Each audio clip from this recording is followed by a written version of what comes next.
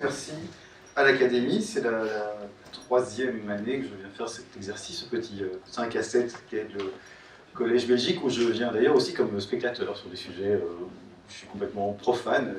Et c'est, voilà, comme conférencier, j'aime beaucoup l'exercice, mais je l'aime aussi comme spectateur. Je trouve que l'Académie a vraiment réussi quelque chose en installant un petit moment qui est à la fois peut relier un certain nombre de chercheurs, mais aussi un public qui, dans cet horaire-là, qu'il soit actif ou non, peut trouver le temps de venir réfléchir ou s'informer sur un certain nombre de problématiques. Alors, le choix du sujet, le prosélytisme, peut paraître un tout petit peu provoquant. Monsieur Asquin l'a dit, je m'intéresse depuis longtemps, et c'était notamment le cas effectivement ici à l'Académie lors de ce colloque sur la liberté d'expression, à la liberté d'expression. Et depuis un certain moment, c'est une thématique qui ne nous lâche plus, allez, appelons-le l'Occident de manière un petit peu large, qui a l'air de vivre une crise des valeurs.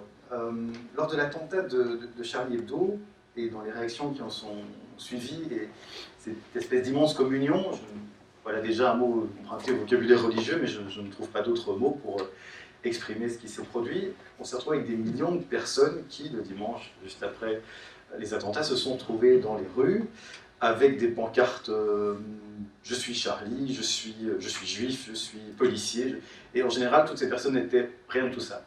Simplement, ils étaient dans l'appel d'une étiquette, et quelque chose de particulier avait été touché. Pour prendre une formule que j'aime bien de l'un de mes collègues philosophe, lui aussi actif dans le même genre d'organisme par le passé que moi, Édouard Delruel. Ce qui a été heurté, c'est le fait que ce qui est sacré chez nous, c'est que rien n'est sacré. Et que du coup, voilà, cette idée qu'on doit pouvoir se moquer de tout, même lorsqu'on est un journal satirique, qu'on n'aime pas forcément lire, que sans doute on n'irait jamais acheter dans d'autres circonstances, le fait que ce journal doit pouvoir exister, même si ça véhicule des idées qui peuvent me choquer personnellement, est essentiel, et que notre offense personnelle ne peut jamais être la juste mesure de ce qui doit être, dirigé. C'était finalement un rappel vivant de la jurisprudence de la Cour européenne des droits de l'homme. Vous allez voir qu'on va pas mal parler aujourd'hui de la Cour européenne des droits de l'homme. Sur le volet, il faut pouvoir en démocratie admettre les propos non seulement qui dérangent, mais également ceux qui peuvent blesser, choquer ou heurter. Donc même les propos qui mettent en danger la démocratie doivent, d'une manière ou d'une autre, trouver une manière d'être exprimée. Et je me suis dit, vu le poids que la question religieuse prend rapidement dans ces discussions, ce n'est pas seulement le cas dans l'affaire de Charlie Hebdo, on pourrait multiplier les exemples, eh bien, c'est peut-être intéressant de prendre le volet du prosélytisme, parce que ce mot est teinté assez négativement a priori. Prosélytisme, c'est basiquement le fait de pouvoir, essayer de convaincre quelqu'un d'autre de sa propre foi. On l'utilise en général, bien sûr, pour l'aspect religieux, mais on pourrait imaginer du prosélytisme pour toute une série d'autres causes philosophiques ou de conviction. Et dans la menace que constituent des assertions de prosélytisme, on va parler tout à l'heure, vous allez voir, du foulard, on va parler de témoins de Jéhovah, on va parler de crucifix, bon, ça va être extrêmement intéressant. On sent que les démocraties européennes en particulier sont mal à l'aise à essayer de déterminer est-ce que tel signe, est-ce que telle manière de se comporter est prosélyte ou non, et est-ce qu'il faut l'encadrer ou non. Et j'y vois quelque chose d'assez intéressant, et c'est sera le fil de mon exposé, dans le fait qu'on a du mal à admettre qu'il y a un libre marché des idées, qui est finalement régulé par très peu de règles. Certes, vous pouvez dire à peu près tout ce que vous voulez, vous pouvez choquer, au fond, on va le voir brièvement, on vous demande juste de ne pas inciter à la haine ou à la discrimination, c'est quand même pas trop demandé, mais a priori, à part ça, l'expression est assez large. Mais il y a une peur de laisser ce libre marché se développer, alors que, et tel est l'autre postulat de base que nous allons ici rappeler, toute religion, toute conviction a par nature, a la vocation de se développer, a la vocation de contaminer, oserais-je dire, positivement ou négativement, selon le sens qu'on y entend, d'autres gens. Et c'était le cas, par exemple, on va le voir tout à l'heure, de cas de témoins de Jéhovah qui ont été poursuivis en Grèce, parce qu'ils faisaient ce que tous les témoins de Jéhovah, savoir sonner à la porte et essayer de convaincre d'autres gens, que le délit de prosélytisme était pénalisé en Grèce, et les plaignants sont arrivés devant la Cour européenne des droits de l'homme, on va voir tout à l'heure. Le constat de base que je vous propose, c'est le constat habituel de désenchantement du monde, qui peut être vu comme la fin du compromis stabilisateur entre les deux héritiers des Lumières que sont les idéaux d'une part et les libéraux. Il n'y aurait pas évidemment que les Lumières, ce courant dont j'ai un grand spécialiste dans la salle, s'est traduit dans la modernité en deux ailes principales.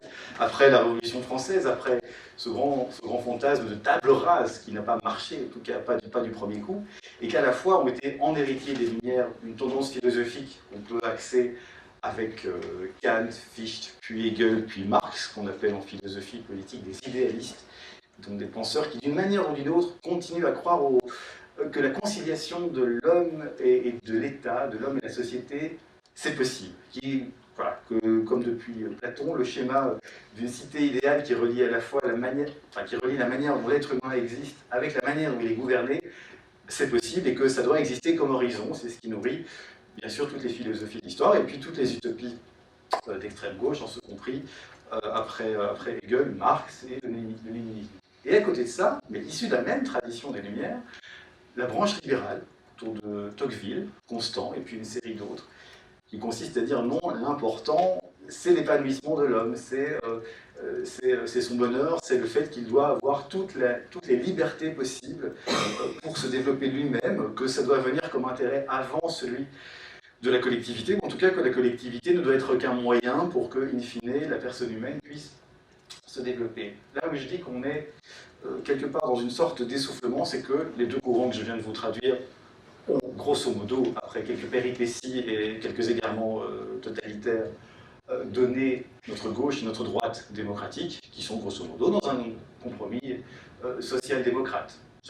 On est à peu près d'accord entre démocrates sur l'idée que chacun doit donner à peu près selon ses moyens et chacun doit recevoir à peu près selon ses moyens. Une sorte de grand deal entre liberté et égalité.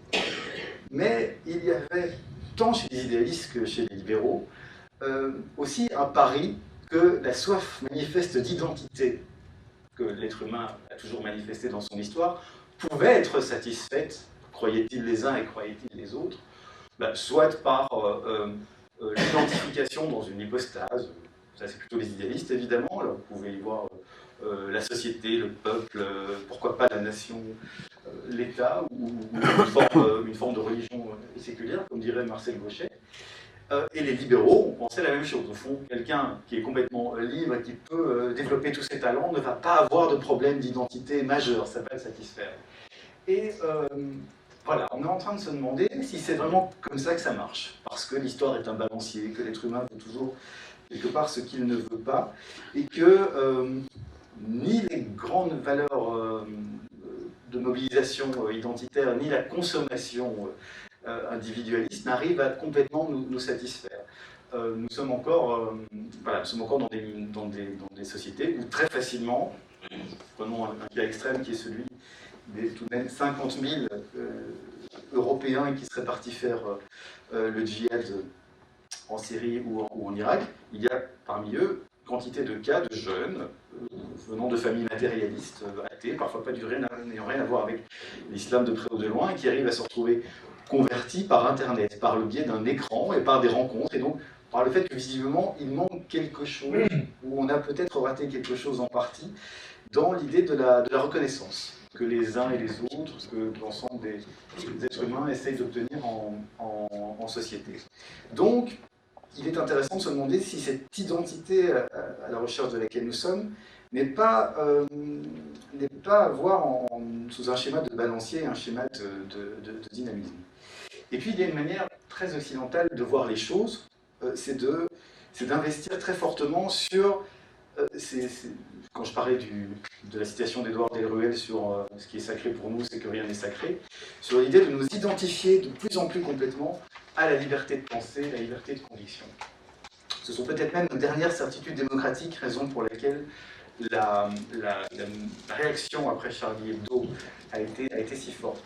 Si on demande de définir une démocratie, et j'ai ici même, notamment dans cette salle l'année dernière, tenté l'exercice, assez compliqué de la définir ou de définir une démocratie idéale, par exemple de manière procédurale. On peut trouver des tas de gens qui ne sont pas d'accord sur le fait que la Belgique soit une démocratie, par exemple, c'est plutôt une particratie, on n'a pas de pouvoir direct.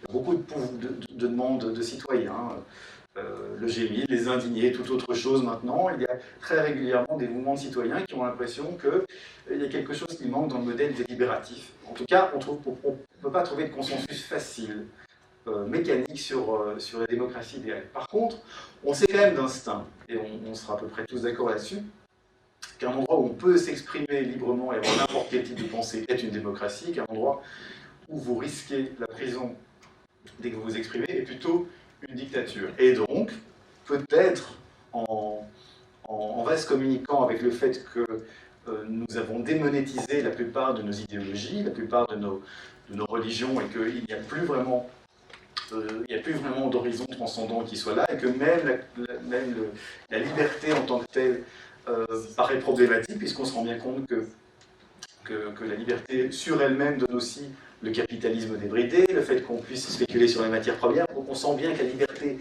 sans contrôle n'est pas non plus le Graal. Eh bien, forcément, il y a une sorte de repli, de déception, mais de se dire que ce qui compte vraiment, c'est la liberté d'expression et la liberté de conviction. Avec peut-être un postulat que je vous invite à renverser, ou à faire l'exercice avec moi, dans la manière habituelle d'envisager la liberté d'expression, et ça m'a fortement frappé au colloque que nous avons organisé ici, c'est de dire, voilà, nous sommes tous détenteurs d'une conviction, et puis nous devons avoir le droit d'exprimer. Et puis là, le débat s'engage, est-ce que je peux dire ça? Il est possible qu'il faille plutôt considérer le fait que c'est la liberté d'expression qui est la condition de la liberté de conviction. Nous ne nous promenons pas avec des convictions formées, stables, fixes, comme si nous avions chacun une petite flamme au-dessus de notre tête. En fait, nous changeons d'avis, nous sommes des flux permanents. Héraclite, il y a très très longtemps, avait tout compris en disant on ne se baigne jamais deux fois dans le même fleuve. C'est ma citation philosophique favorite parce qu'elle dit tout. Même quand vous croyez que vous vous baignez dans le même fleuve, c'est pas la même eau. Et donc, voilà, nous sommes condamnés à la contingence, au flux du temps. Et ça fait partie du débat sur la liberté d'expression. Ça fait partie du débat d'admettre qu'il y a des tas de sujets sur lesquels vous n'êtes pas obligé d'avoir un avis, ou sur lesquels nous pouvons changer d'avis. Ce qui est intéressant avec les nouvelles technologies, c'est qu'elles clivent un certain nombre de choses. On peut aller vous rappeler une citation que vous avez faite il y a 3 ans sur un blog ou dans un article qu'on retrouve. Ah oui, mais vous pouvez avoir le droit de changer d'avis. Ce qui est problématique quand on capte par exemple des déclarations d'un homme politique capté sur un marché sans même qu'il soit au courant et qu'on lui fasse dire, qu'on prenne sa citation avec 2 points et des guillemets, comme s'il revendiquait ceci alors que pour lui ça a le même statut qu'une insulte au volant, on sent bien qu'il y a quelque chose de l'ordre de la délibération qui ne s'est pas fait. Il y a donc, et je crois que notre époque le révèle, il y a un postulat avec lequel on vit longtemps, qui est celui du libre arbitre. Voilà, et c'est un postulat essentiel, à savoir, il y a un moi, il y a un je, il y a quelqu'un voilà, nous avons une personnalité qui est dotée de sentiments, de volonté, et qui peut être tenu pour responsable de ce qu'il fait. C'est à tel point un postulat que toute notre société, par exemple juridiquement, est fondée là-dessus. Ça ne nous vient pas de si loin en fait. Ça nous vient, on va en toucher un mot, surtout de Descartes. Parce qu'en fait, on a coutume de faire remonter l'émergence de la modernité à Descartes, à son cogito, à sa dualité corps-esprit. Aujourd'hui, on va aussi en toucher un mot, toutes les neurosciences nous montrent que ça ne tient pas à la dualité corps-esprit, que nous sommes visiblement un corps, et c'est tout, avec une série d'altérations, une série de choses qui se passent, mais que ça devient très naïf et scientifiquement de moins en moins défendable d'identifier un esprit, voire une intentionnalité. Métaphysique de la phénoménologie, par exemple, discipline philosophique qui entend examiner le rapport de l'homme à l'objet, va lentement devenir un tout petit peu dépassé ou en contradiction avec les faits. Mais nous avons besoin, on a besoin de penser ces dualités comme une évidence, parce qu'on a besoin d'imaginer, tiens, mais je suis autre chose que mon corps, je suis une série de convictions, je suis ce que je fais. C'est à ce point que nous sommes à ce point basés sur ce postulat du libre arbitre, et on va voir que c'est surtout un postulat, que tout notre droit pénal, par exemple, notre droit tout court et notre droit pénal est fondé dessus. Pour pouvoir poursuivre quelqu'un pour une infraction, contravention, crime ou délit, il faut toujours un élément d'intentionnalité, il faut un dol. Il faut que la personne, d'une manière ou d'une autre, sache qu'elle commet une infraction. Et même si elle ne sait pas qu'elle commet une infraction, il y a l'adage de la loi qui dit que, bien entendu, vous êtes nul et censé ignorer la loi, adage sur lequel, évidemment, tout le système juridique s'effondrerait, puisqu'il suffit de dire que vous n'étiez pas au courant. De la même manière, vous pouvez avoir commis une infraction, comme un crime extrêmement grave, et vous en retrouvez absous si vous avez pu démontrer que quelque chose a paralysé votre volonté. C'est ce qu'en droit on appelle la force irrésistible, l'état de nécessité, quelque chose qui a fait en sorte que, pour une raison X, vous n'aviez pas le choix, vous deviez commettre cette infraction, et en droit on considère que ça a paralysé votre volonté, et donc que la chaîne de commandement entre votre volonté et vous-même est cassée. Et donc, ce qui en droit se dit nul n'est censé ignorer la loi, se dit en matière métaphysique, chacun est supposé disposer d'une volonté libre. Or, quand on avance dans la question des neurosciences, on se rend compte que c'est beaucoup moins simple que ça, j'en dirai un mot plus précisément tout à l'heure, mais qu'en gros, la conscience, et donc je sors une définition très récente de la conscience dans le dictionnaire de psychologie, établi par le psychologue Stuart Sutherland, conscience, la possession de perceptions, pensées et sentiments. Ce terme est impossible à définir, si ce n'est par des termes inintelligibles quand on ne saisit pas ce que signifie la conscience. La conscience est un phénomène fascinant mais fugace. Il est impossible de spécifier ce qu'elle est, ce qu'elle fait ou pourquoi elle est apparue. Rien n'a été écrit sur elle qui soit digne d'être lu. Et donc sans aller jusque-là, il est vrai que les avancées nous apprennent que la boîte noire qui constitue notre cerveau et qui nous rend si fiers de ce que nous sommes et à qui nous attribuons tellement d'attributs que nous pensons être dotés d'une personnalité forte, est quelque chose de beaucoup plus fragile qu'il n'y paraît. Et je prendrai un exemple pour le montrer, dont je peux parler puisque c'est un domaine dans lequel j'ai travaillé. Ce sont les fameuses lois antiracistes ou antinégationnistes. Je toucherai un tout petit mot aussi avec Locke. Au fond, donc ce que la loi dit en gros, c'est il ne vous est pas interdit d'être raciste, contrairement à ce qu'on dit. Vous avez le droit de l'être, vous avez le droit de penser personnellement qu'il faut jeter tous les juifs, les arabes, les homosexuels, toutes les femmes, choisissez l'horreur que vous voulez à la mer. Vous avez le droit de penser. Au fond, c'est très bien. Personne n'est libre, tout à fait. On ne serait pas libre si on n'était pas complètement libre d'avoir ses pensées. La question est, est-ce qu'on est vraiment responsable de ce qu'on pense? On va le voir tout à l'heure. Nietzsche disait, on ne devrait même pas dire je pense, on devrait dire ça pense. Je ne suis pas responsable de la manière dont mes pensées me viennent, mais peu importe. Ce qui vous est interdit, c'est pas d'avoir des pensées horribles, ni même de les partager en privé, c'est de les partager avec un certain public. Et ce public peut être relativement restreint. Ça pourrait me concerner moi aujourd'hui, m'exprimant devant vous. Il faut une condition de publicité. Parce qu'on considère, et ça on ne le dit jamais, et peut-être que ça résoudrait un certain nombre de choses, notamment sur la manière moralisatrice dont sont parfois perçues ces lois, ce dont le législateur a peur, c'est le passage à l'acte. C'est le fait que si on répète et qu'on professe que effectivement c'est pas un problème de jeter à la mer des juifs ou des arabes, eh bien ça donne, on a peur que ça allume chez quelqu'un la volonté de passer à l'acte et d'utiliser ces choses 1000 fois dites pour passer à l'action en vertu d'elle.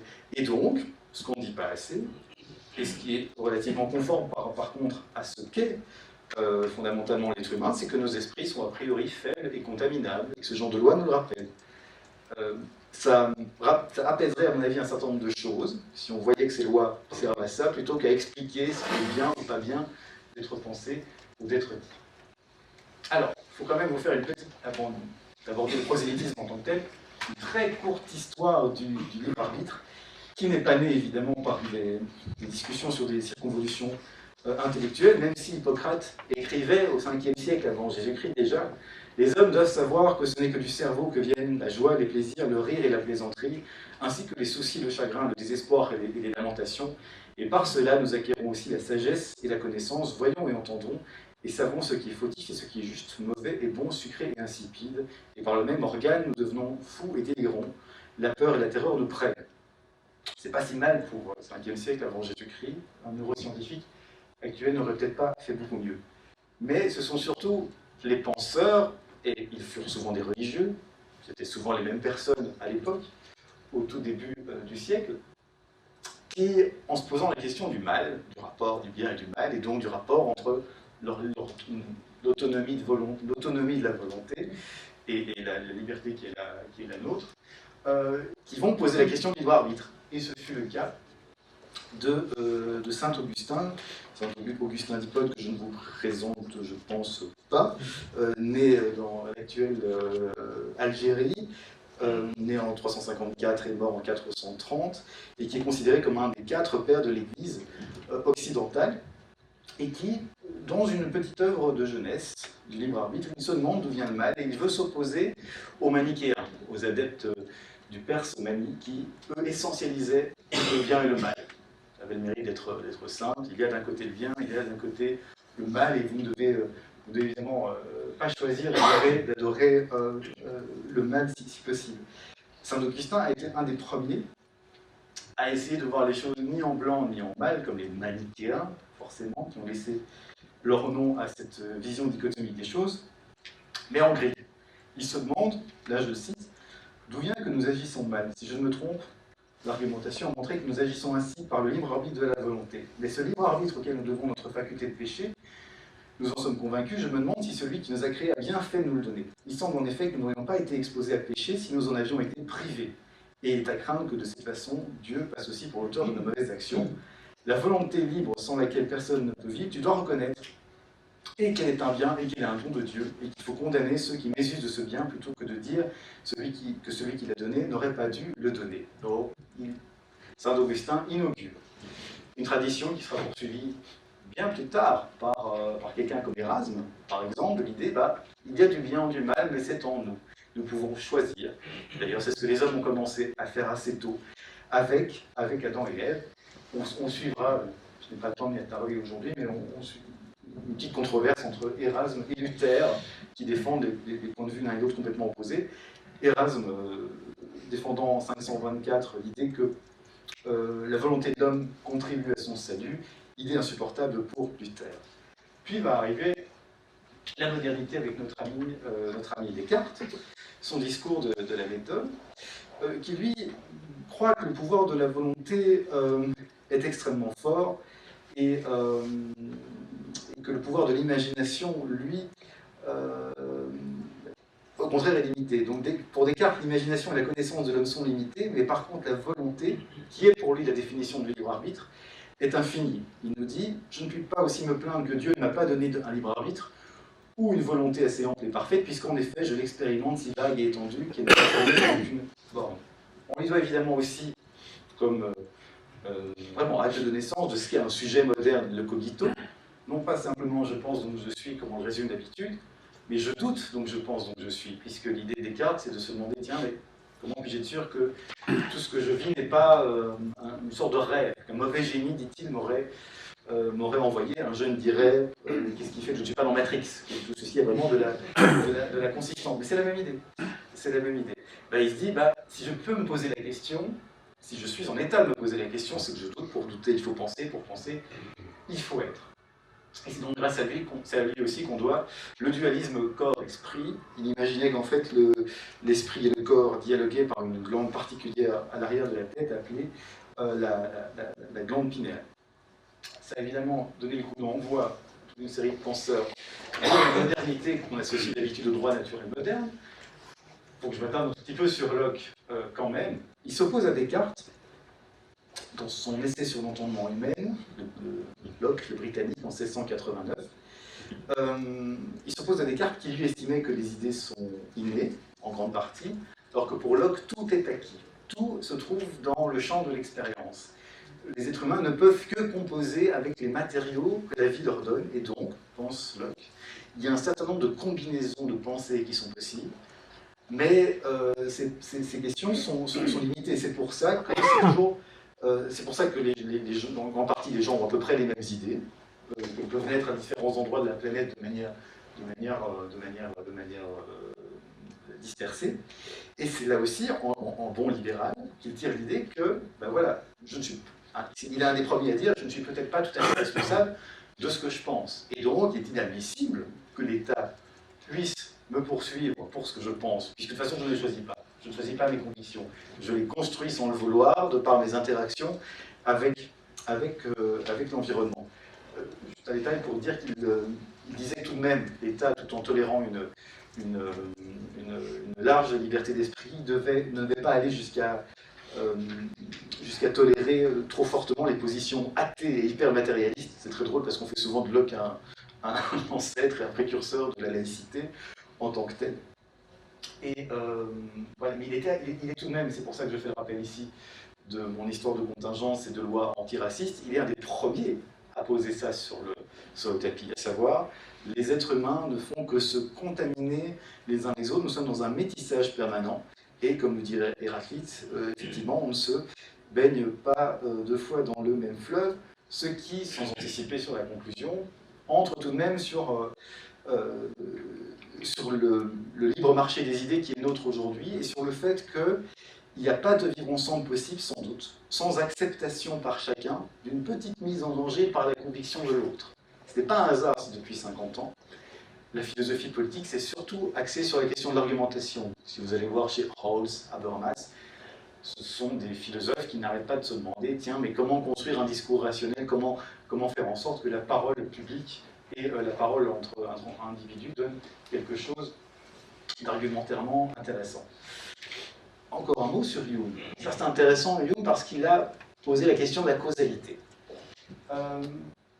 Il fait lui aussi une enquête sur l'entendement humain, et il nous offre un postulat qui, je trouve, est a priori assez troublant. Il a laissé la réputation d'un sceptique matérialiste assez... L'idée de Jung principale pourrait être résumée comme suit. Est-ce que le fait d'attribuer des causes aux choses, en gros, est-ce que ce n'est pas simplement dans notre tête? Est-ce que ce n'est pas un mécanisme que le cerveau nous donne?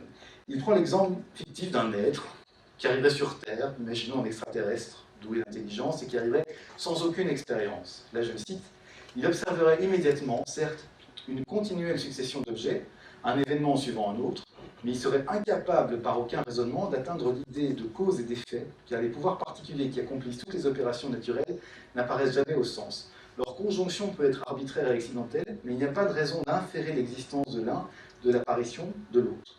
En effet, dit-il, la tendance à croire que nous percevons dans les opérations de la nature quelque chose de semblable à une connexion entre la cause et l'effet persiste après l'examen le plus soigneux. Donc, dit-il, nous sommes habitués, nous sommes même forgés à l'idée à relier les événements entre eux, entre cause et effet, surtout quand c'est quelque chose de positif et que nous pouvons nous en attribuer des mérites. Nous avons une tendance, par contre, à blâmer les autres et le sort quand ce qui nous arrive est négatif, et là, à ne pas avoir notre propre part éventuelle de responsabilité. Mais nous sommes des drogués à la causalité. Ce qui est intéressant, c'est qu'il rejoint par là un certain nombre de propos, d'ouvrages qui sont de bien loin ultérieurs. Je cite par exemple Nicolas Nassim Taleb, qui est plutôt hétérodoxe. Hein. C'est un Libanais, ancien trader, qui est passé par 36 métiers, mais qui a commis un best-seller qui s'appelle Le Cygne Noir, et qui se base sur c'est un économiste, et il se base sur l'idée que, au fond, absolument rien n'est prévisible. Absolument rien. Et que ce qui nous fait croire que les choses sont prévisibles, qu'il y a des modèles, des philosophies d'histoire, des cycles économiques, ce n'est rien d'autre qu'un besoin extrêmement humain de croire en la causalité. Et vous trouvez la même chose chez des gens comme Gérald Bronner, un sociologue français que moi j'aime beaucoup parce qu'il est assez déconstructif, et qui lui aussi donne un nom à cela, il appelle ça l'erreur de narration.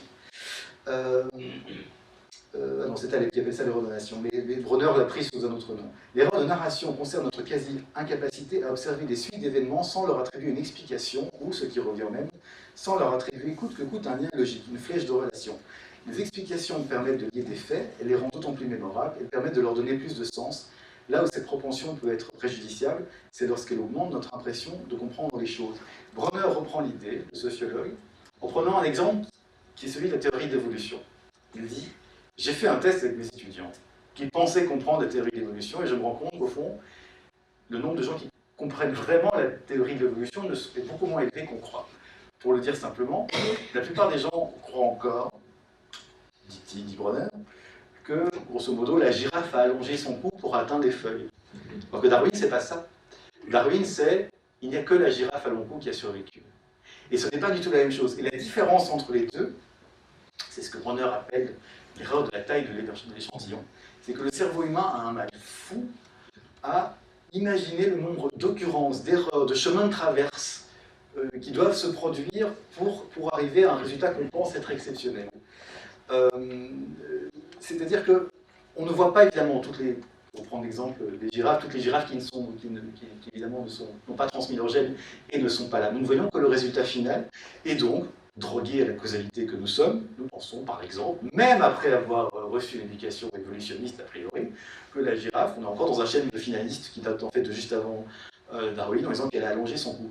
Mais non, en fait la nature se développe par essai, erreur permanent, sans sens particulier, et nous en voyons un résultat, mais traduit, rabâché par des millions et des millions d'années d'évolution.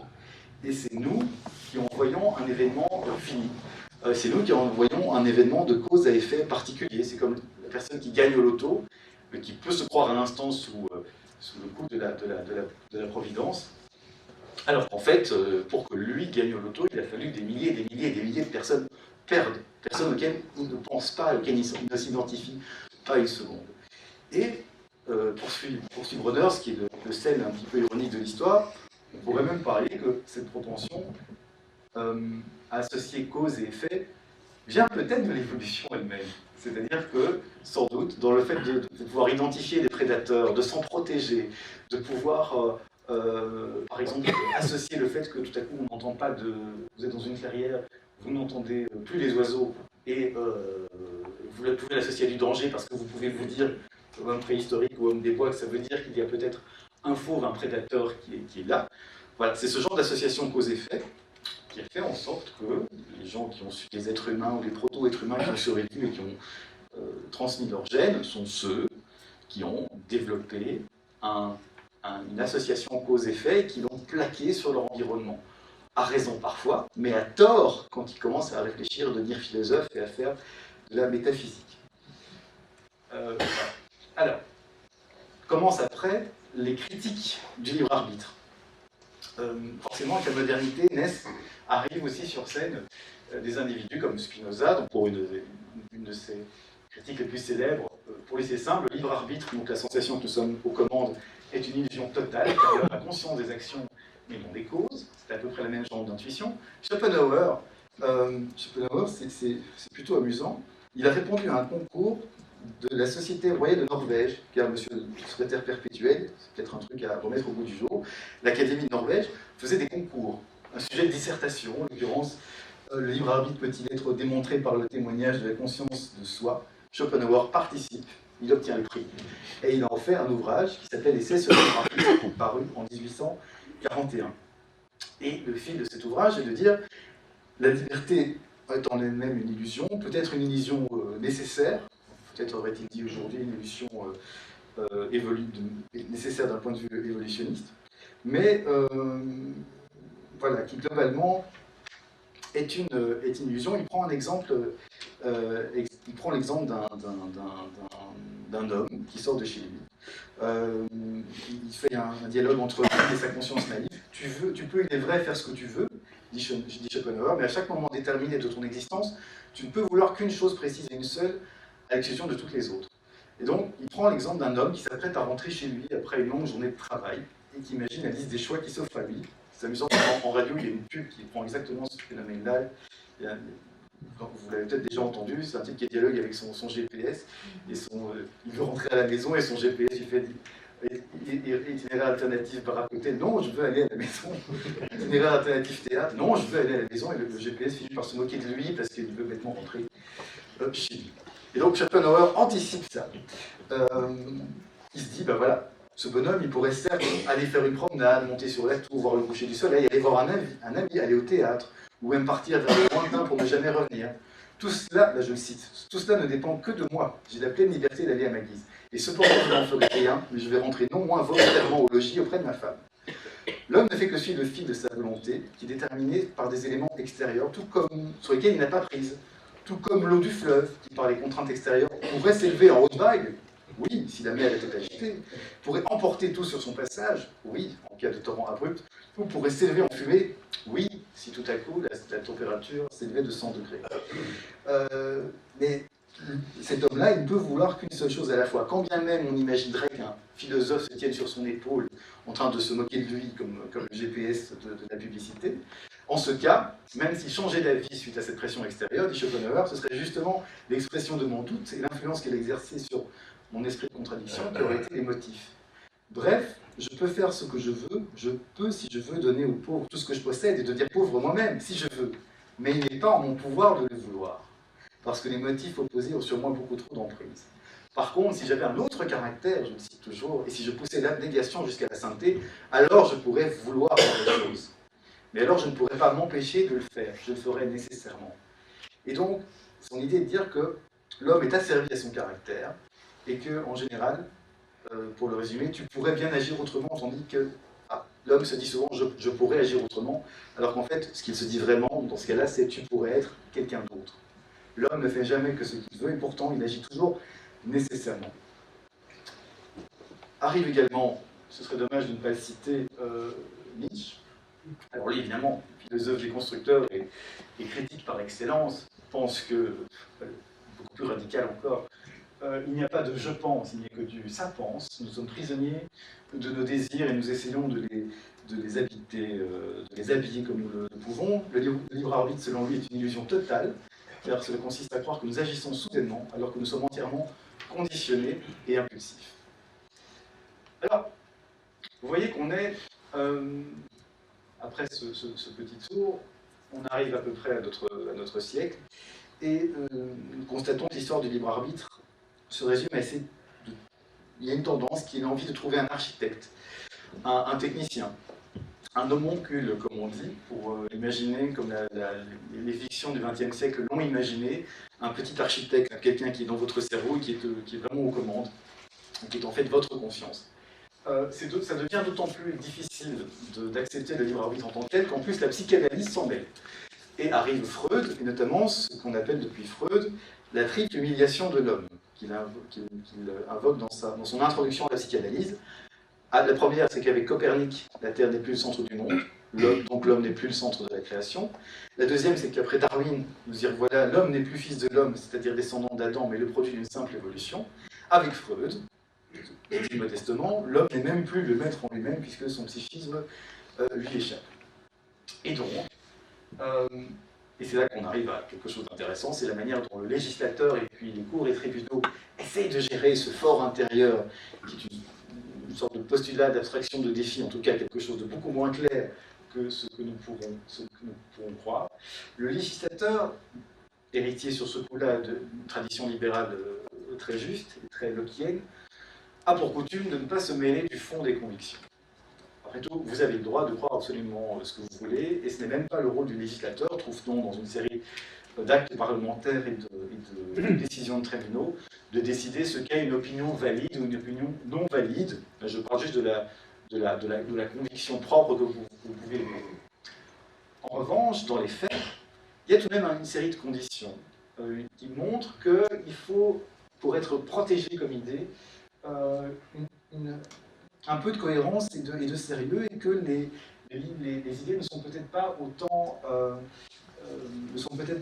à égalité qu'on pourrait le croire.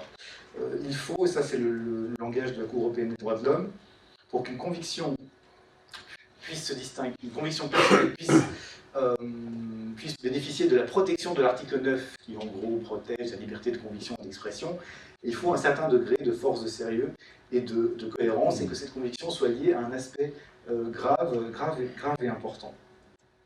Et donc, ça nous amène à l'examen d'une série assez courte de dossiers. Un petit dossier que j'aime bien, le dossier Lucia Dalab contre la Suisse de 98. Là, il s'agit d'une institutrice primaire qui s'est mise à porter le foulard et qui s'est fait licencier parce qu'on lui a fait l'interdiction de venir avec ce foulard.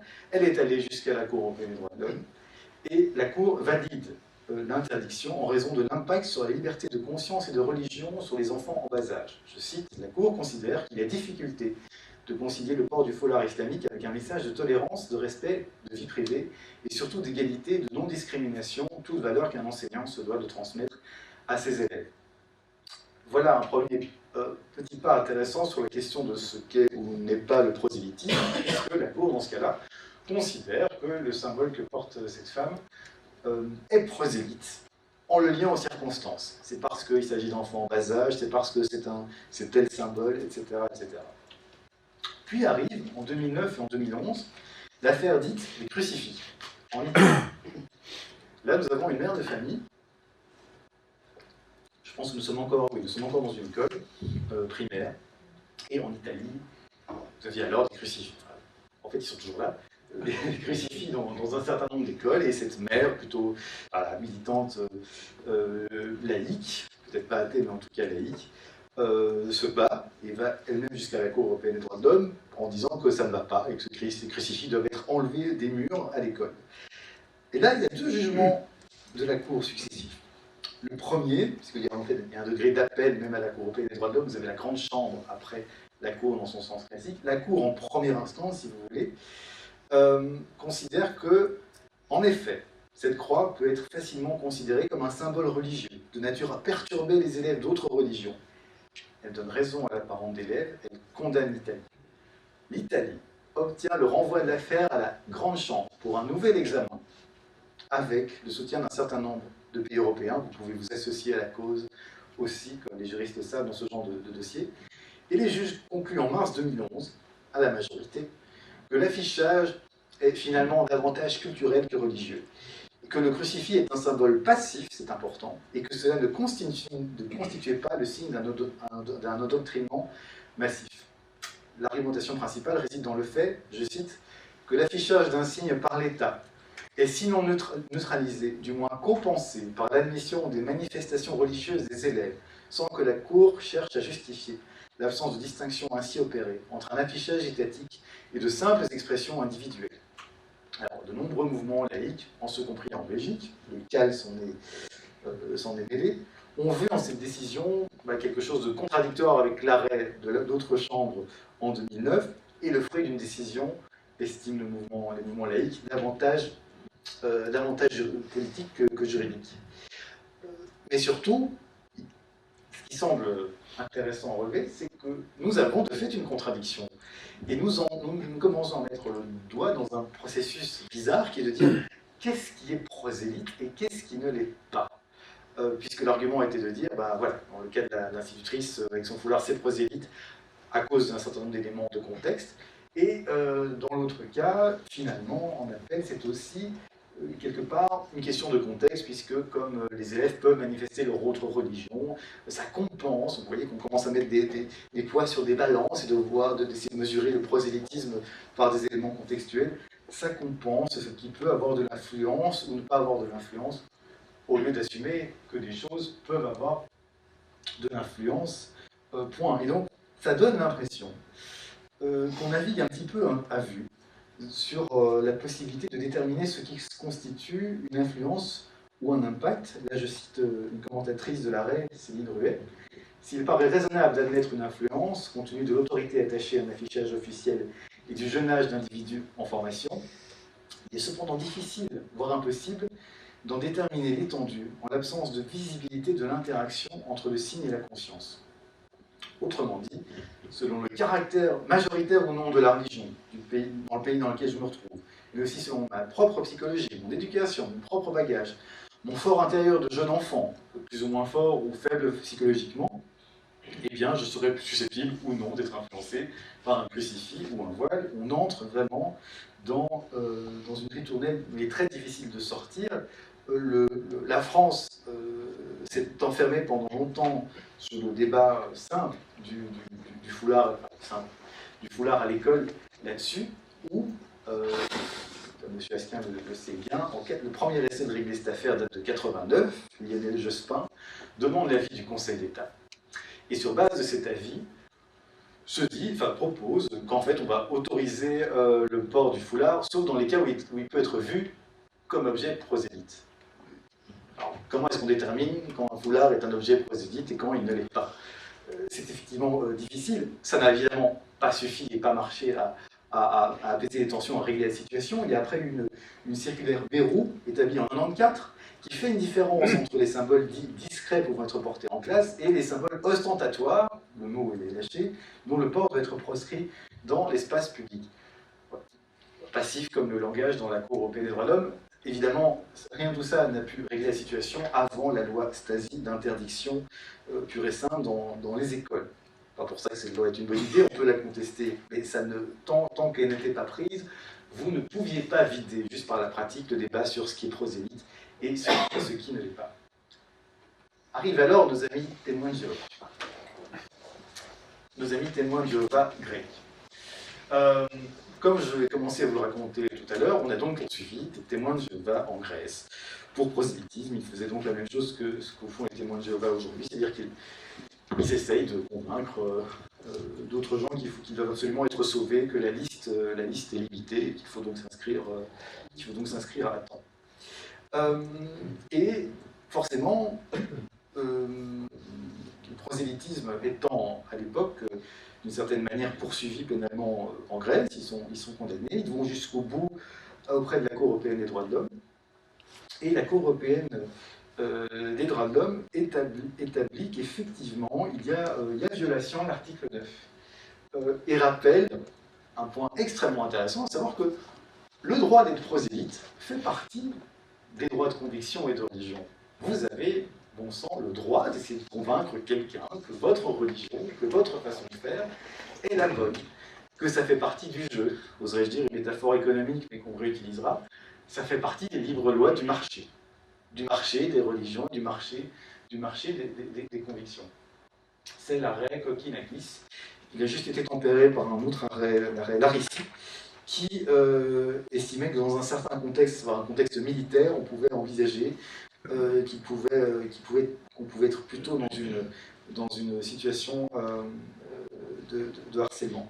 Et donc, c'est intéressant, et on a tendance parfois à l'oublier, en second compris ici, dans le chef des mouvements laïcs, quand on feint de croire que la religion est comparable à la philatélie, c'est-à-dire un hobby privé que vous pouvez faire chez vous et qui ne dérangeait jamais personne. Non, la liberté de religion, c'est aussi pouvoir la manifester dans les limites prévues par la loi et en respectant l'ordre public, etc. Mais c'est avoir le droit de la manifester en rue et même d'avoir le droit d'essayer de convaincre votre voisin. C'est tout à fait dans la philosophie même des Lumières que cette liberté de prosélytisme existe. Et c'est là qu'on se rend compte qu'au fond, il n'y a pas de solution simple, et on peut le prendre par tous les bouts qu'on veut, mais d'une manière ou d'une autre, puisque ça dépend d'abord de manière subjective de la façon dont moi je vais ressentir les choses. Tous les signes peuvent être, ou toutes les manières d'être, tous les discours peuvent être considérés comme prosélytes d'une manière ou d'une autre. Il y a des gens à qui voir une kippa ne fera rien, et d'autres qui vont être peut-être fascinés par la conviction de quelqu'un qui passe, qui est dans sa conviction, et qui va être attiré par ce qu'il représente. Et c'est la même chose pour à peu près toutes les convictions et toute confession du monde. Et donc, on se rend compte que, comme chaque signe veut dire quelque part, je me sens en accord avec mes préceptes religieux, je l'affiche, j'en suis fier, et donc même sans le dire, c'est pas que je vous le recommande, mais je suis une marque publicitaire de ma propre conviction, tellement je suis bien dans ma religion, ma conviction, mon t-shirt Che Guevara, peu importe. Forcément, ça a une valeur prosélyte, et c'est absurde de faire une différence entre de l'actif et du passif plutôt que d'accepter qu'il y a un libre marché des religions et des convictions. Arrive encore l'ingrédient de sincérité. On l'a dit, il n'est pas a priori du rôle de l'État de s'immiscer dans le contenu des croyances. Par contre, pour pouvoir tolérer qu'une série d'individus puissent être exemptés de certaines obligations ou de certaines choses à faire en raison de leur conviction, de leur religion, l'État, certains tribunaux en l'occurrence, ont dû se poser la question de la sincérité. Peu importe ce que vous croyez, il faut que je sois sûr que ce que vous croyez est sincère. Par exemple, pas très loin de chez nous, pour montrer un cas dans lequel la consistance des croyances et le lien entre l'individu et sa croyance était important, la Cour du travail de Mons a admis Elle devait statuer sur le refus par un chômeur d'un emploi qui lui avait été proposé en raison de ses convictions religieuses et des sanctions qui s'en sont suivies. Donc le gars conteste, elle va jusqu'à la Cour du travail. La Cour du travail a admis que n'était pas convenable l'emploi incompatible avec une conviction forte et sérieuse dont la nécessité se réfère à une prescription objective et absolue. La Cour précise néanmoins, je la cite, que pareille conviction doit nécessairement se rattacher à un précepte objectif et absolu, que ne serait pas accueilli un cas de confiance qui reposerait sur une opinion personnelle, détachée de toute norme admise par une collectivité organisée, qu'en décider autrement conduirait de toute évidence à des abus liés au caractère incontournable des activités mentales. On y revient. Cette conviction doit posséder dans l'éthique de celui qui la professe un caractère non négociable et il doit être établi que celui qui invoque la conviction est bien un adepte rigoureux et pratiquant du courant politique, d'opinion ou de croyance qui a dicté la règle au respect de laquelle il se réfère. Alors il n'y a pas que la Cour, du travail de Mons, évidemment. Le monde juridique anglo-saxon aussi s'est intéressé à la chose, notamment les Américains et les Québécois. Les Canadiens, très prompts, notamment depuis dans la foulée de la commission Taylor-Bouchard, a enquêté sur les accommodements raisonnables. Ainsi, comme le rappellent Emmanuel Bribesia, Julie Ringelheim et Isabelle Rorive, juristes de l'ULB, elles soulignent que le Religious Freedom Act, aux États-Unis, où une loi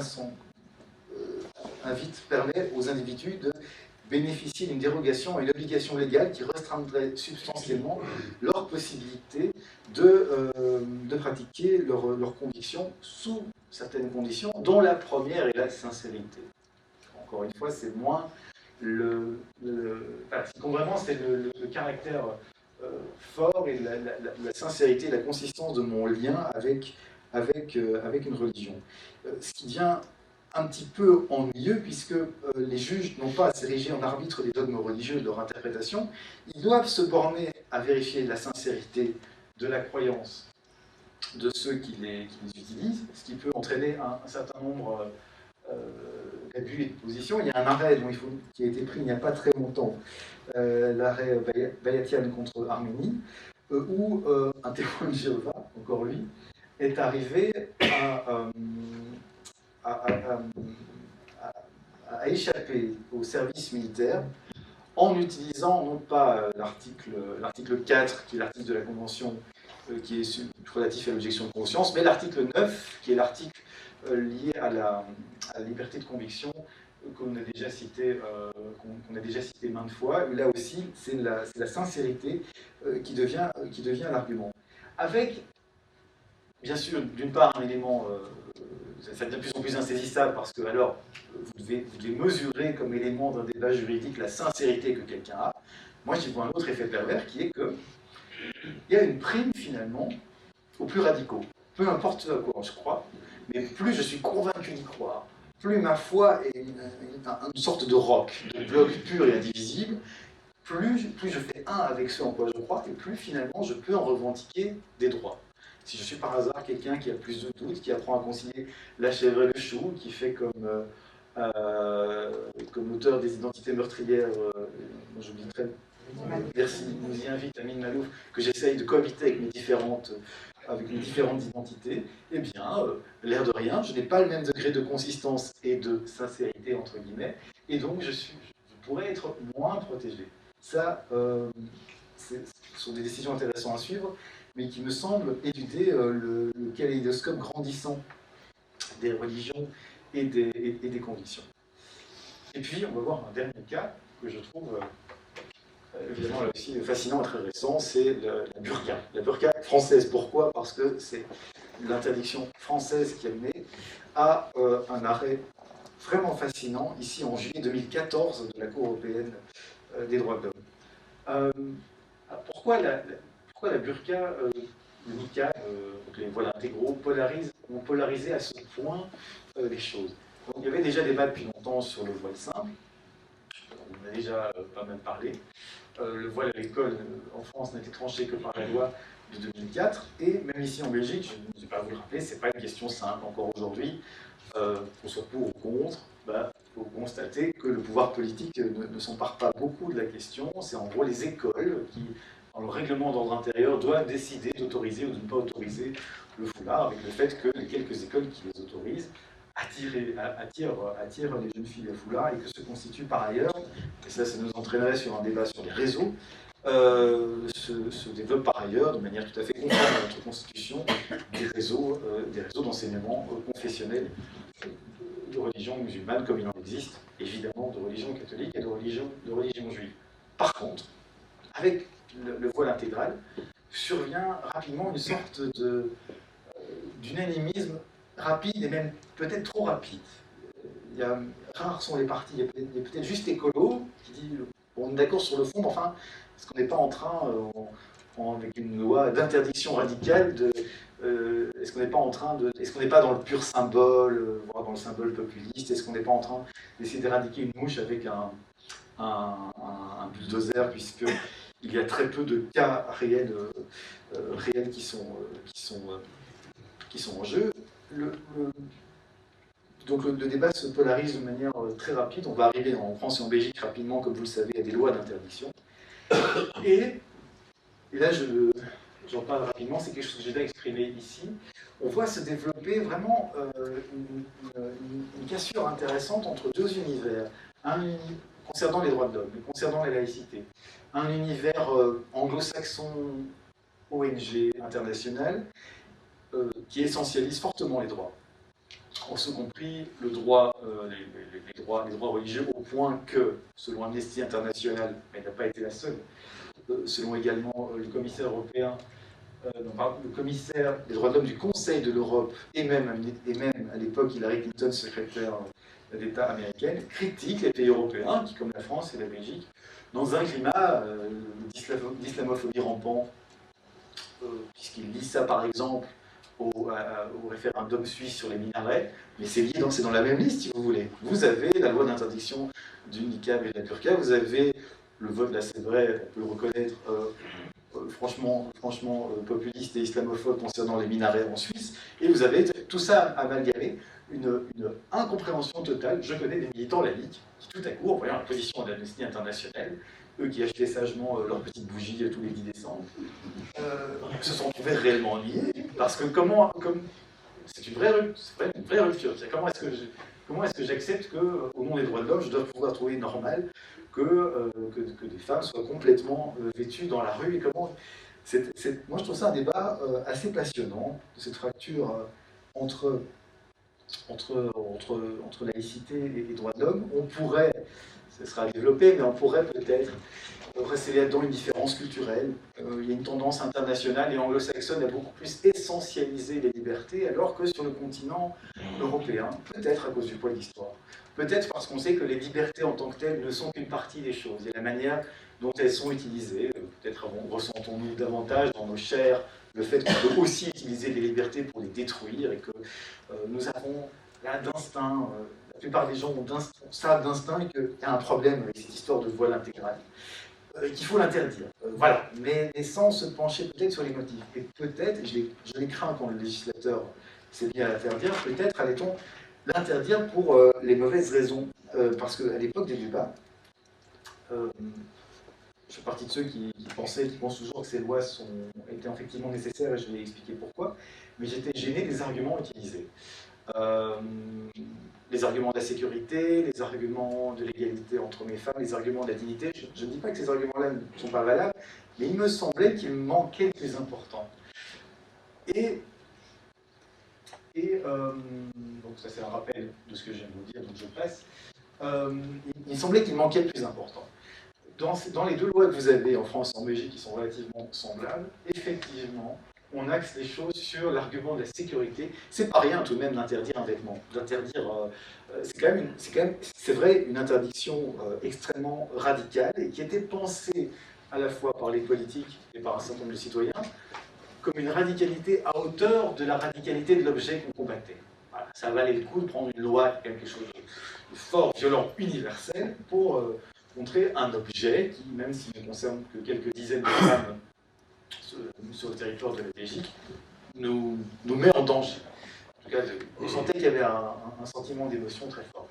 Subsidiairement, ces lois parlaient du vivre ensemble, de la nécessité de pouvoir permettre l'interaction entre individus, et que c'était tout de même extrêmement important. Ce qui s'est produit, on va le voir, c'est que c'est surtout pourtant cet argument-là, celui du vivre ensemble, qui va faire mouche, d'une part devant la Cour constitutionnelle de Belgique, et d'autre part devant la Cour européenne des droits de l'homme. Devant la Cour constitutionnelle. Bon, en gros, la loi a été attaquée, évidemment. Elle a été attaquée, vous savez, vous pouvez poursuivre une loi en tant que telle dans les 6 mois de sa promulgation devant la Cour constitutionnelle. C'est ce qui s'est passé en Belgique. En France, c'est une femme qui a reçu une amende, puisque pour la Cour européenne des droits de l'homme, ce sont des cas individuels. C'est une femme qui a reçu une amende suite au port de son handicap qui est allée jusqu'à Strasbourg. Donc, en Belgique, ça date de fin 2012, il n'y a pas si longtemps. C'est un arrêt qui valide l'interdiction, qui estime recevable, sans grand enthousiasme, mais recevable les arguments concernant la sécurité publique, mais se penche surtout sur cette fameuse question de vivre ensemble. Et là, je vais la citer. L'individualité de tout sujet de droit d'une société démocratique ne peut se concevoir sans que l'on puisse percevoir son visage, qui en constitue un élément fondamental. Compte tenu des valeurs essentielles qu'il entend défendre, le législateur a pu considérer que la circulation dans la sphère publique, qui concerne par essence la collectivité de personnes dont cet élément fondamental de l'individualité n'apparaît pas, rend impossible l'établissement de rapports humains indispensables de la vie en société. Si le pluralisme et la démocratie impliquent la liberté de manifester ses convictions, notamment par le port de signes religieux, l'État doit veiller aux conditions dans lesquelles ces signes sont portés et aux conséquences que le port de ces signes peut avoir.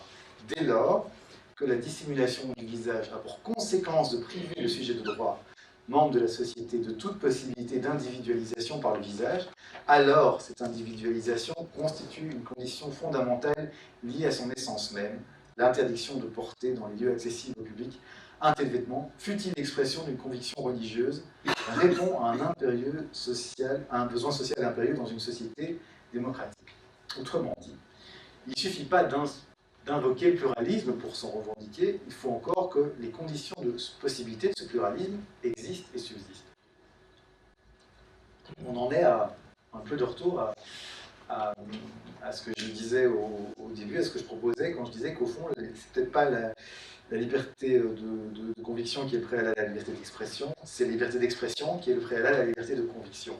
Si vous voulez contribuer à une société du vivre ensemble qui postule que dans le temps et dans l'espace, les gens aient chance de se mélanger, de se parler, de sympathiser, et donc de ne pas se tuer après-demain, alors c'est pas si anodin que ça de pouvoir voir le visage des uns ou des autres. C'est ce que Lévinas, le philosophe Lévinas, avait, alors qu'il n'avait, je ne crois pas, connaissance de cet objet que le handicap, expliqué en disant que tout visage est épiphanie. Ceux qui connaissent Lévinas savent qu'il a énormément écrit là-dessus, que c'est son thème principal. Il a énormément écrit et pensé sur l'idée que, voilà, le visage exprime l'humanité d'une personne.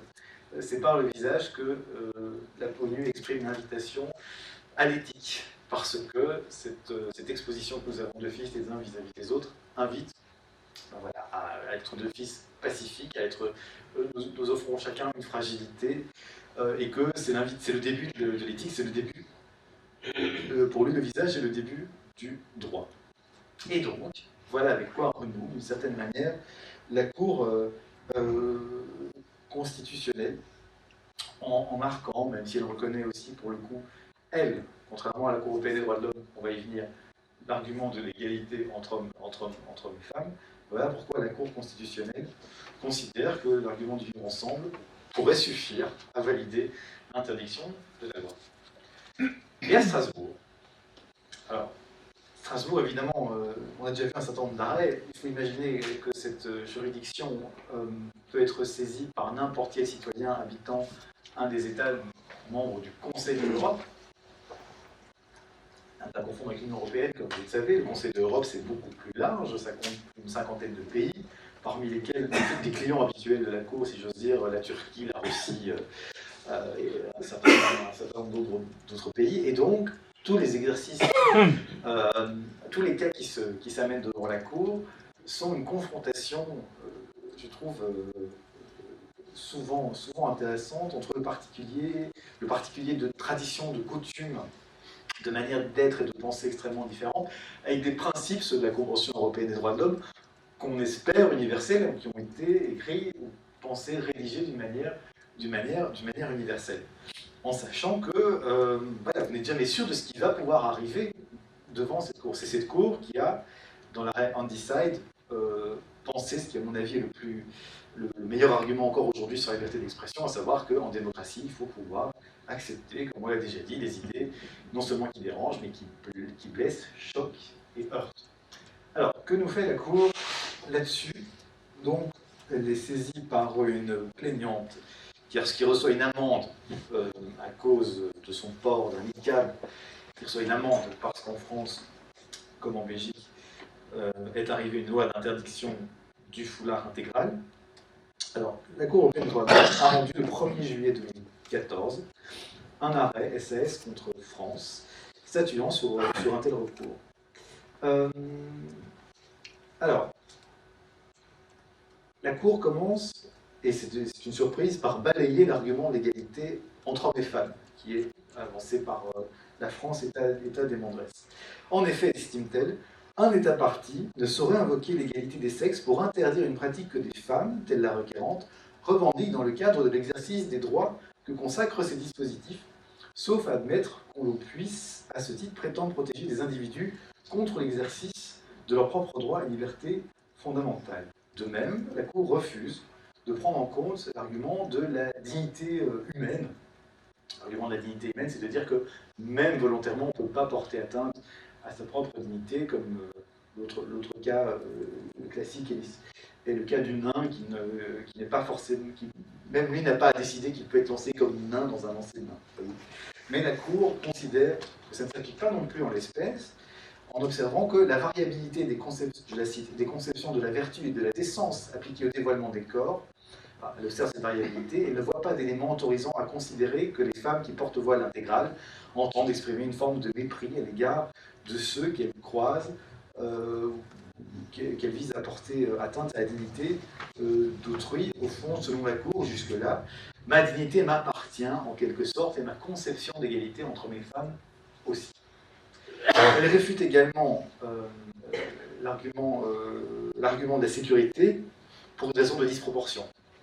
Car selon elle, il y a une jurisprudence nationale et internationale constante qui dit qu'une interdiction totale en matière de liberté, c'est vrai que c'est une interdiction totale, ne peut apparaître légitime et proportionnée que dans des circonstances exceptionnelles de menace générale contre la sécurité publique, ce que le législateur français, dit-elle, n'a pas démontré. Jusque-là, ça sent assez mauvais pour la loi d'interdiction, et pourtant, la Cour européenne des droits de l'homme va non seulement accepter l'argument du vivre ensemble, mais on va en faire le seul motif légitime par lequel elle va finir par donner raison à la France. Elle considère cet argument avec beaucoup de sérieux, et pour elle, c'est le seul argument qui paraît susceptible de justifier une interdiction. La Cour estime que l'interdiction, je la cite, litigieuse peut être considérée comme justifiée dans son principe, dans la seule mesure où elle vise à garantir les conditions du vivre ensemble. Elle reconnaît qu'il appartient aux États de garantir les conditions permettant aux individus de vivre ensemble dans leur diversité. Néanmoins, la Cour considère que le port du voile constitue un sujet de société sur lequel un État dispose d'une large marge de manœuvre et que, dans la mesure où l'État défendeur entend protéger une modalité d'interaction entre les individus essentielle à ses yeux pour l'expression non seulement du pluralisme, mais aussi de la tolérance et de l'ouverture d'esprit, sans lesquelles il n'y a pas de société démocratique. Il apparaît donc que la question de l'acceptation ou non du port du voile intégral dans l'espace public constitue un choix de société et que l'on entre, selon la Cour, dans les conditions qui permettent à un État de restreindre une liberté fondamentale. C'est intéressant parce que l'argument qui est même que celui de la Cour constitutionnelle, si ce n'est que pour la Cour européenne, il n'y a que celui-là qui justifie l'interdiction. L'argument n'est compréhensible que dans le temps. C'est si vous voyez les choses se déployer dans un schéma de temps que le fait de garantir le pluralisme est important et qu'au-delà du caractère essentiel des trois, je dois avoir le droit de, non, il faut penser que donne l'exercice de donner droit dans le temps, dans l'espace public. Si les droits servent à tous nous enfermer les uns vis-à-vis des autres, et si on empêche toute faculté de croisement et de la possibilité de mélange, alors nous risquons une société sclérosée où les droits auront fini par protéger les enclos, et donc des situations où ces droits pourraient être un jour ne plus être respectés, parce que la société sera complètement divisée. C'est comment entretenir une hygiène des idées, une circulation des idées. Tout est là. Alors, pour gentiment conclure,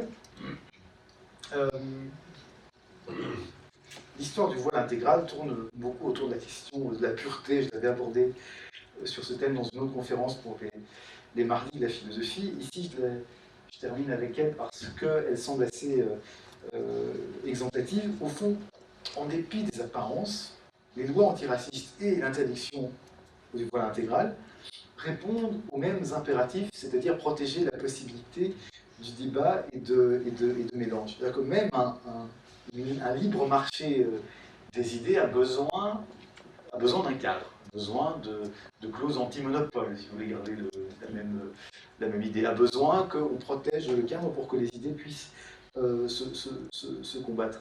Et nous sommes instinctivement, alors que c'est dans notre culture, mal à l'aise avec cette idée qu'il doit y avoir un libre marché des idées, des cultures et du mélange, parce que ça nous ouvre à la contingence, et donc au fait que tout ce que nous pouvons croire peut être remis en question. Et c'est difficile, à la fois nous valorisons l'intelligence comme étant le doute, puisque nous sommes cartésiens, que depuis le cogito nous savons que je doute, donc je pense, donc je suis, et à la fois nous aimons plutôt les idées consistantes. Quand on regarde un débat politique, en télévision par exemple, on voit des gens qui défendent des idées extrêmement cohérentes et consistantes avec eux-mêmes. On pourrait se dire que la vraie intelligence, c'est que l'un finisse par dire à l'autre, mais vous m'avez convaincu.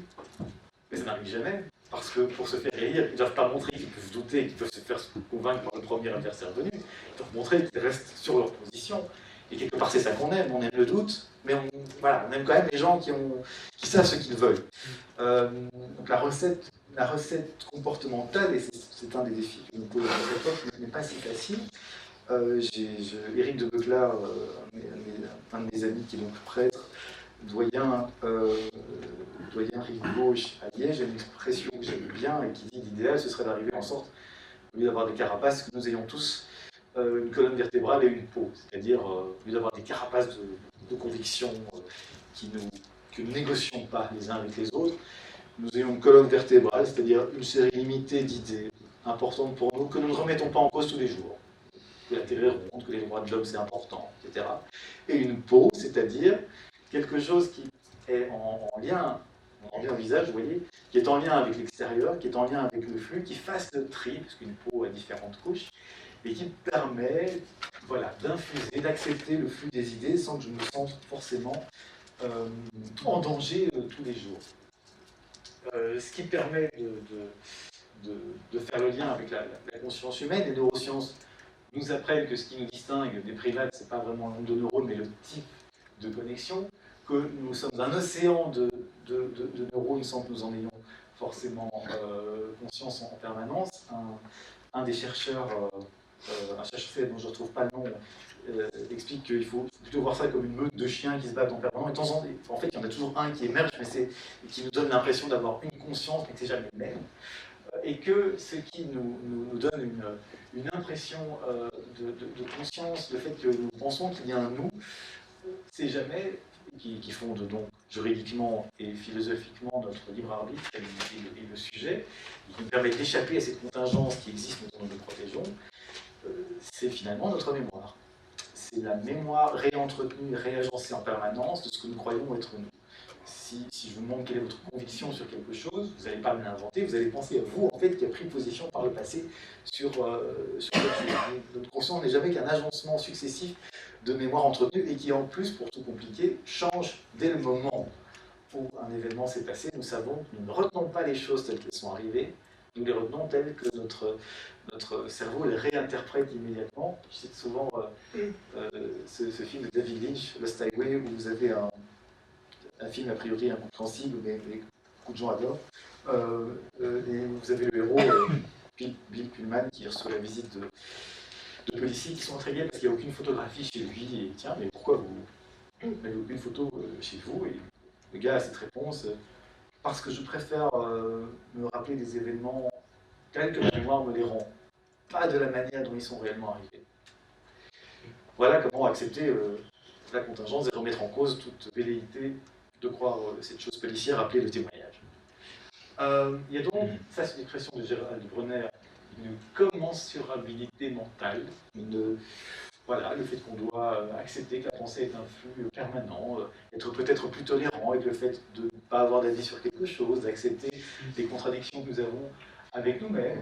J'ai pas le temps de faire le lien, mais Hannah Arendt, évidemment, ne fait jamais que définir l'intelligence comme le mal comme absence de pensée, et donc l'intelligence comme le temps d'une délibération.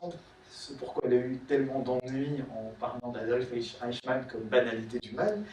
C'est parce qu'elle a eu l'impression que c'est le caractère horriblement banal du personnage et sa médiocrité lui ont laissé la place pour être l'outil d'un conformisme criminel qui est en fait, dit-elle, qui pourrait être commun à beaucoup d'autres gens dans d'autres circonstances. Donc je dirais que l'important est là, c'est de se méfier des automatismes, se méfier des conformismes, savoir que le cerveau est un immense raconteur d'histoire, et se dire que, voilà, essayer de tout régler par la loi ou par des préceptes moraux revient, à mon avis, à être dans la peau de l'idée qu'on peut s'en sortir en mangeant un poisson par jour, alors que se construire des esprits, des cerveaux aptes à résister un petit peu au flux, mais c'est-à-dire à être en accord avec lui, peut-être y a-t-il quelque chose de taoïste ou de bouddhiste à aller chercher, dont je n'ai pas encore fait l'expérience, permet d'apprendre à pêcher, plutôt que de se nourrir d'un poisson conformiste par jour. Voilà, mesdames et messieurs, ce que j'avais à vous dire sur ce sujet. Je suis à votre écoute. Si vous avez